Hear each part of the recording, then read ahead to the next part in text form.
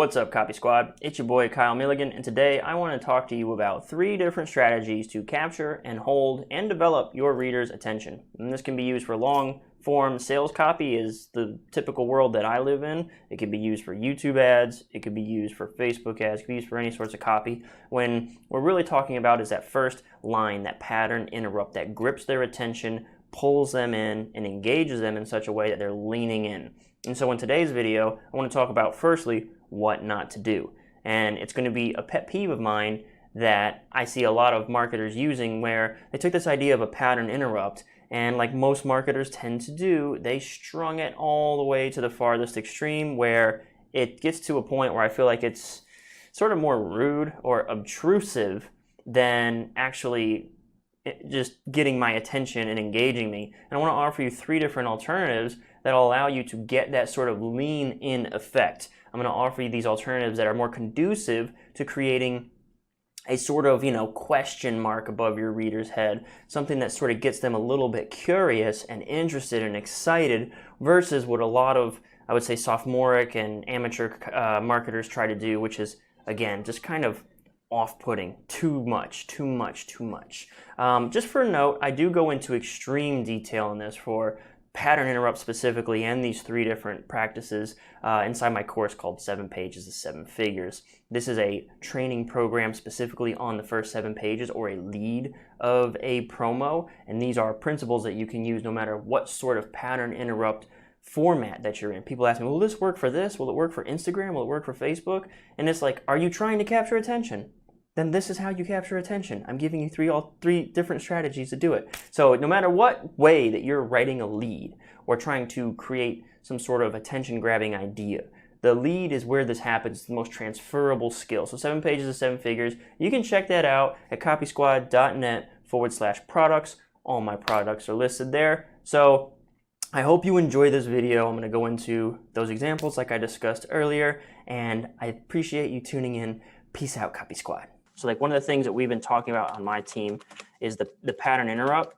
And this has been a labor of necessity. Like we've been forced to start to think about this stuff because, I guess to be fair, this works. Promising something very direct and money driven, like it works. So one of the reasons that we have to change the things that we're doing is because we have to change the things that we're doing. But it has given us like new ideas to start thinking about, well, what makes a good pattern interrupt if I can't just promise big money?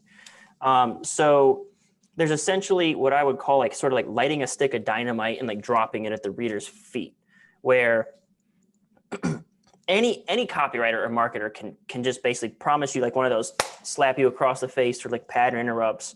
And you see it all the time. Like, hey, don't click off of this thing right now. And it's like, shut up. So it's like that. There is no real intrigue. It is the most literal pattern interrupt. It's a disruptive event, but that doesn't mean I invite that or want that sort of disruption. So we've been looking at ways to like, okay, well, is there a way to make a pattern interrupt more engaging? And so to do that, we've done questions, which oftentimes, how would you like to start a $2,000 a month beauty or skincare business with both? So something like that. Engage the other senses. So generally, visual. Like, hey, Alex Becker does that. Like, hey, look at this coffee mug. Something like that. The wolf mug of justice, right? Yeah. And then the last one, which I think is my favorite, is sort of like a breadcrumb.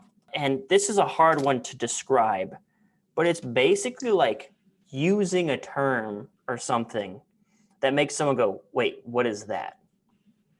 Like if you had a fancy gimmicky word for private labeling, like it could be like, did you know that without any upfront cost of social media followers, you could start a skincare business using what is known as the sticker method or something like that? And then now you kind of got me as like, now I'm not interested in your promise as much anymore as what's the sticker method?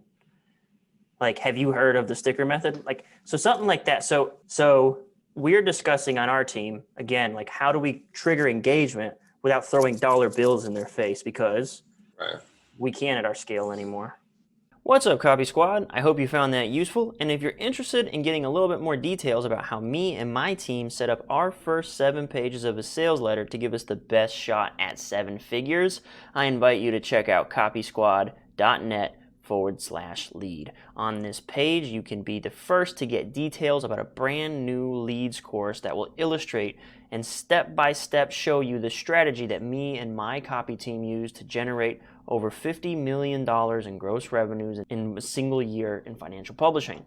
So all you got to do is go to this page, copysquad.net/lead, enter your name and email, and then hit the enter button, and you can be the first in the know as new developments arise. Thanks so much for tuning in, and peace out, Copy Squad.